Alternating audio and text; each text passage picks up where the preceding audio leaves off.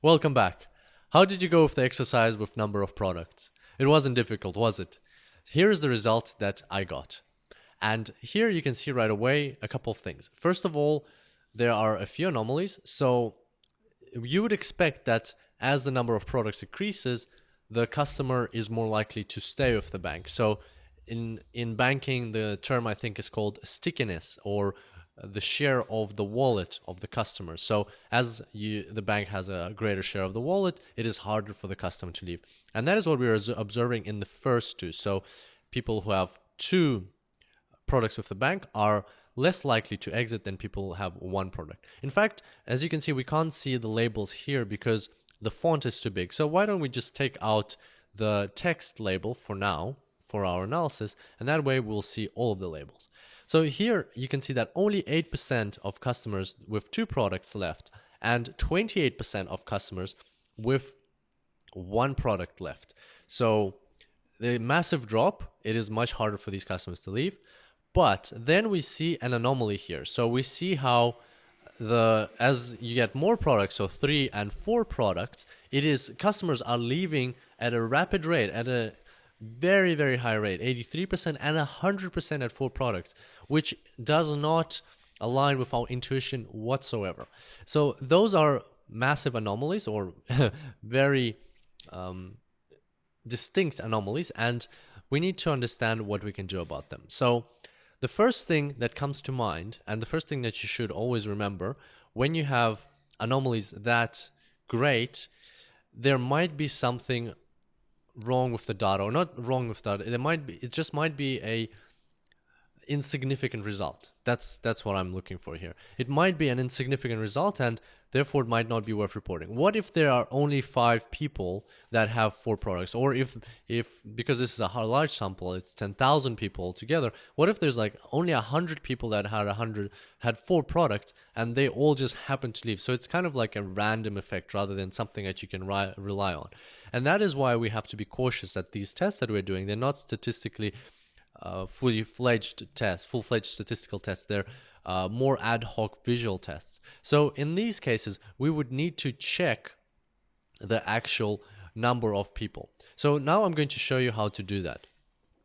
And in order to check the number of people that left, we'll talk more about this kind of approach, or a more thorough approach on this in the next section of the course. But for now, I'll just show you a quick way to do it. So I'm going to take the number of records over here, and I'm going to drag a number of records into label just as a text. So rather than doing a table calculation, I'm just dragging it as it is.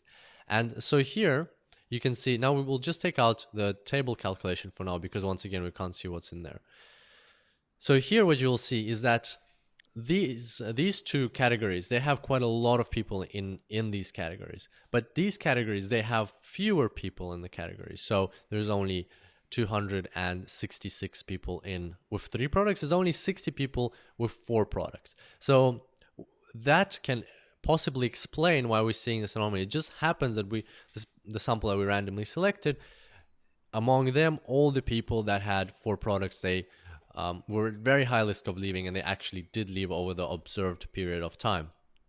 So sometimes when things like this happen, you have to investigate further, and you have to conduct proper statistical tests to make sure that these results are valid. So in this case, you can say that going from 1 product to 2 products, it's harder for people to leave. For 3 and 4 products, you would need to investigate this further.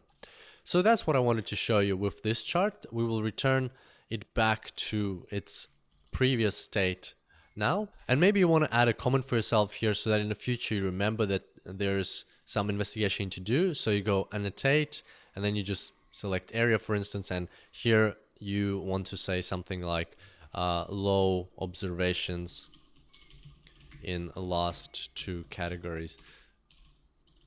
So just a label for yourself. So we're not going to go into the details of these investigations. Our goal is to understand how to work with Tableau, but nevertheless, you want to have some information for the future. So there you go. I just added a label. So whenever I go back to this chart, I'll be able to see that there's a low number of observations in these categories, and I need to do something about it.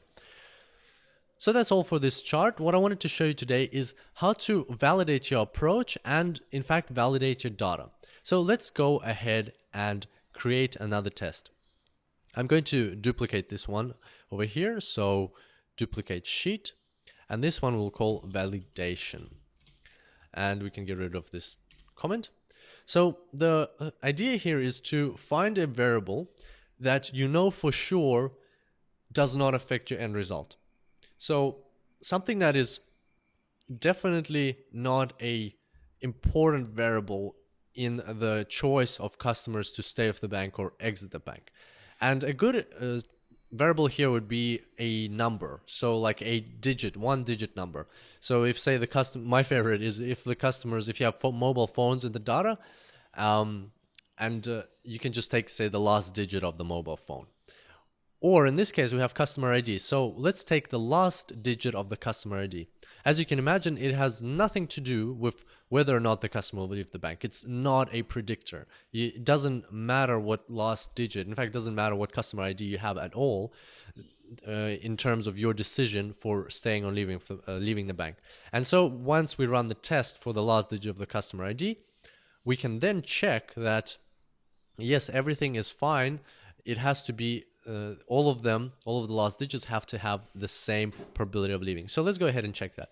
We're going to right-click customer ID and we're going to create a calculated field. Haven't done one of these in a while, have we? So we're going to say last digit of customer ID, and here we're just going to say right, as in the last character.